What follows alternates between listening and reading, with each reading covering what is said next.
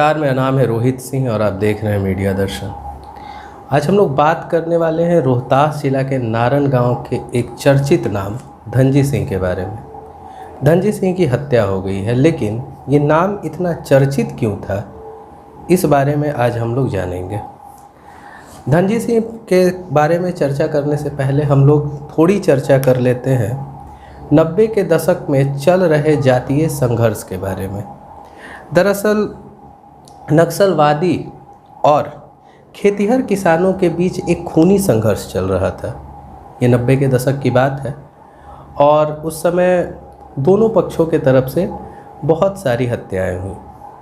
उसी में एक हत्या जिसके वजह से धनजी सिंह का नाम चर्चा में आया, वो हत्या थी गम्हरिया के निवासी ललन सिंह की।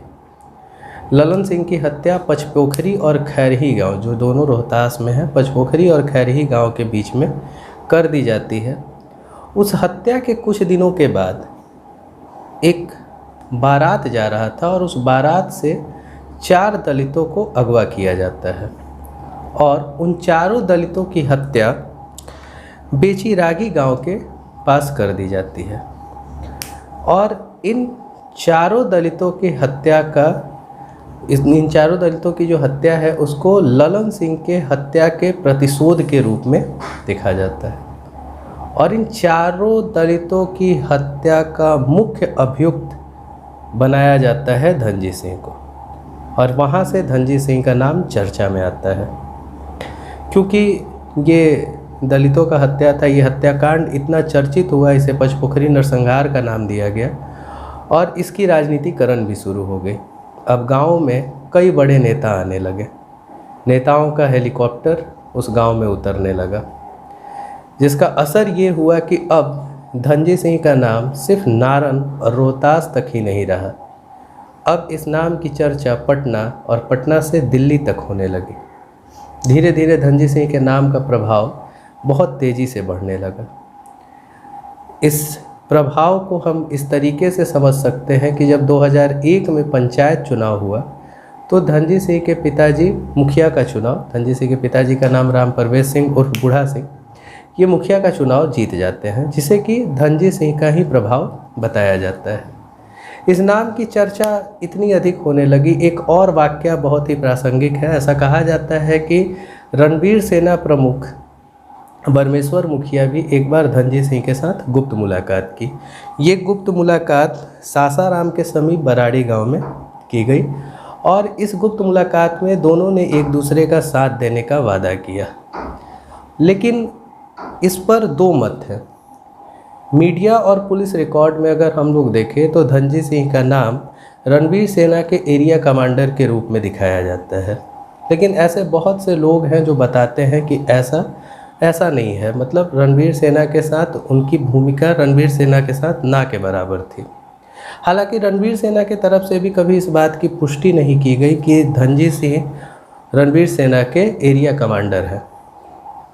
फिर भी इन नामों को लेकर ऐसा कहना है कि नक्सलवादी संगठनों के द्वारा पुलिस और मीडिया को यकीन दिलाया गया कि रणवीर सेना के साथ धनजी सिंह का नाम जुड़ा हुआ है और कहीं ना कहीं वो इस चीज़ में सफल भी हुए। धीरे धीरे धनजी सिंह का नाम बढ़ते गया और प्रशासनिक महकमे में भी इस नाम की चर्चा होने लगी।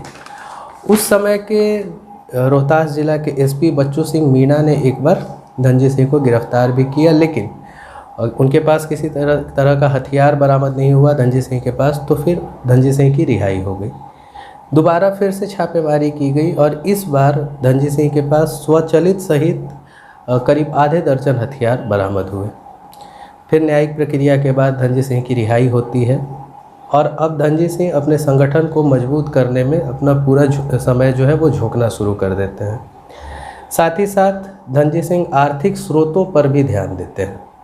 धनजी सिंह का ध्यान आर्थिक स्रोतों को भी बढ़ाने पर लग जाता है और इसी दौरान धनजी सिंह का नाम उत्तर प्रदेश, मगध और शाहाबाद के कई बड़े बाहुबलियों के साथ जोड़ा जाने लगता है।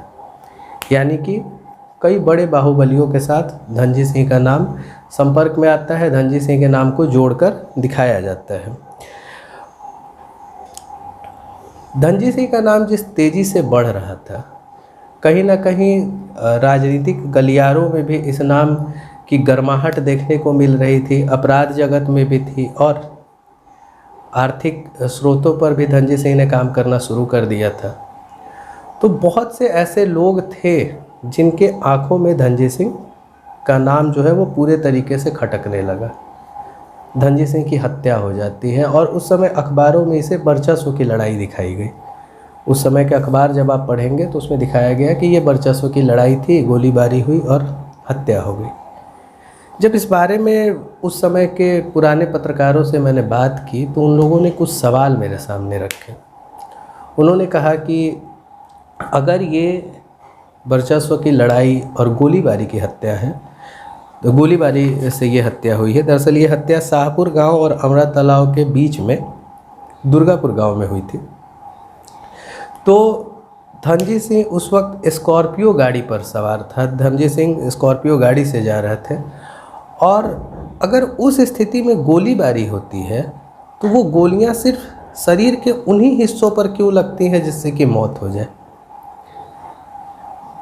कुछ लोगों ने ये भी बताया कि धनजी सिंह के स्कॉर्पियो में 8 लोग थे और धनजी सिंह हमेशा, क्योंकि धनजी सिंह के बारे में एक और बात कही जाती है कि धनजी सिंह हथियारों के शौकीन थे, तो धनजी सिंह के साथ हमेशा हथियार हुआ करते थे बहुत सारे और उस दिन उनके साथ SLR सहित कई आधुनिक तरीके के हथियार थे। उस गाड़ी में 8 लोग थे। उस हत्याकांड में 3 लोगों की लाश बरामद हुई, 3 लोगों के शव बरामद हुए। बाकी के 5 लोग कहाँ हैं? वो स्कॉर्पियो कहाँ है? वो हथियार कहाँ है जो उनके साथ थे? ऐसे कई सवालों पर ये हत्याकांड जो है लोगों के बीच में ऐसे कई सवालों के साथ हैं। उनके मन में कई सवाल ऐसे हैं। इस पे धनजी सिंह की पत्नी के द्वारा प्राथमिकी भी दर्ज कराई गई कुछ नामों पर, जैसे जयपुर निवासी गुड्डू सिंह, बक्सर जिला के चुरामनपुर निवासी चंदन गुप्ता, बबलू कुमार, चंदन यादव सहित कई लोगों को नामजद अभियुक्त बनाया गया। लेकिन ये गुत्थी अभी तक सुलझी नहीं है। ये जो भी चीज़ मैं आपको बता रहा हूँ अखबारों से, पुराने पत्रकारों से और क्षेत्रीय लोगों से बातचीत करके ही बता रहा हूँ। इस हत्याकांड का अनुसंधान कहाँ तक पहुँचा है मैं कोशिश करूँगा कि उसको भी मैं आपके सामने रखूँ। तब तक के लिए बने रहिए मीडिया दर्शन पर। धन्यवाद।